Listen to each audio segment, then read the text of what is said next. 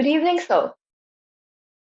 So, my question to you is how can I stop taking things personally? So, many a times it happens, like many things affect our life. Sometimes our work is not completed on time or it is not completed perfectly. That affects our mood a lot. Not only things, many people affects us so much. They are not that much important, but that course of action decides our mood and our course of actions, which is not good in any way. So I just wanted to ask that how can I stop these things taking personally? Thank you, so. You are the person, right? When you say you take things personally, you are the person who experiences all those things, right? Yes, sir. So the first problem is not that you take all the things that happen to the person seriously. That's not the first problem. A lot of things happen to those person, right? There is a person and stuff is happening to the person. Someone comes and says, oh, you deceived me. Someone comes and says, oh, you are simply incompetent. And the person takes these things seriously, and then the person says, oh, it's a problem that I take things seriously, right? Yes, sir. No, that's not the first problem. The first problem is that the person takes herself seriously. If there is no person, what is left to be taken personally?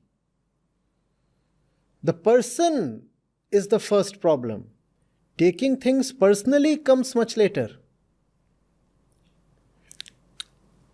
Why do you take seriously the person that you are? Why do you believe in your personhood so much? It does not need to be so abstract. So we'll simplify it. See, what do we mean by the person?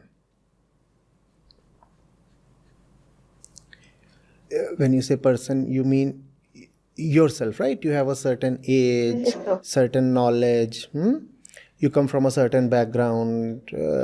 Somebody asks you, where did you do your boards from? You'll talk of a school, you'll talk of a city, you'll mention the name of your parents, you identify with a gender, and you have aspirations and dreams. This is all that constitutes a person, right? Yes, sir. That's what makes a person. So there is the face. The face is there, and the face represents the body. So there is the face. And then the face has eyes, and the eyes have dreams, right? And then there is the mind, and the mind has thoughts, ideologies, memories, experiences, all these things, right? That's who the person is. That's who the person is, right? Now, why does this person need to be taken seriously? Where does this person come from? Did you choose your gender? Did you choose your religion? Think of all the things that have happened to you, and you will find 99% of all that is simply accidental. Right? It's just that the ego within likes to exercise doership. So even if something is accidental, it says, I did that. I did that. For example, you must have cleared a certain entrance exam to be in the college you are. Right? Yes. Now, a lot of that comes from your gray material, your brain stuff. Right? IQ is important if you are to clear an entrance exam. Of course, other things too are important, but without your gray matter, you'll find it very difficult to clear an entrance, right? That gray matter is largely biological, genetic. One does not choose it. One can at most exercise it. Right? And we know of precocious talents, we know of wonder babies, we know of kids who at the age of 6 are solving problems that you encounter in class 8th or 10th. You have read of them, right? So all that is just prakritik, natural. And what is natural is accidental. So how can the person be taken so seriously? The wind blows this way, the wind blows that way.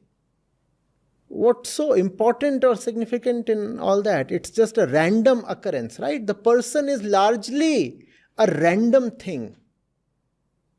It's just that the ego does not want to encounter the fact of randomness. So even to random events and a random collection of experiences and influences like the person, it starts claiming an agency, or it starts ascribing an agency. Would you understand agency? As if there is a central entity. But there is no central entity. The central entity itself is a myth, and the entire aim of wisdom is to get rid of this fictitious central entity claiming to be real. What is this fictitious central entity called? The ego, the self, the I. Okay, sir. Right? Okay. And it's the self, the I, that's at the center of the person. Right? Now someone comes and says, oh, you are ugly. The thing is, you did not even choose to be pretty. How can you choose to be ugly? Nobody chooses her color. Nobody chooses her height. Even the things where we think we have exercised a choice, that choice is a greatly influenced choice, is it not? Yes, sir. Think of the way people, for example, choose their college, or choose their jobs, or choose their partners. Are these free choices? These are not free choices. Though we say I chose, but I never really choose. Things just happen. Water falls over sodium. Does sodium choose to react? The explosion just happens. And sodium is more honest than human beings, in the sense that sodium does not have an agency that claims I did that. But when it comes to human beings, we all have a central fictitious agency that says I did that. Whereas events happen just in the way water happens to sodium. That's the way our life events take place. So why to take the person so seriously? If you have a certain ideology, probably you got it from your house or neighborhood or school or media. It's not yours. So somebody comes and casts aspersions at your ideology. That's fine. That's not your ideology. Your religion. Nobody chooses her religion. And even when people say they are choosing their religion, even that choice is an influenced choice. So no choice at all. Nobody really chooses a partner. People just fall in love, and that's also chemical, biological, just so predictable. So the person herself is a bit of a joke. There is no person. And if there is no person, how can you take things personally? Let barbs be thrown at you. If you do not exist, how will they hurt you? Will they hurt you? They will not hurt you. Something hurts you only when you exist to resist that thing. Right? A stone thrown through air does not hurt the air, or does it? But it hurts the first thing that resists it.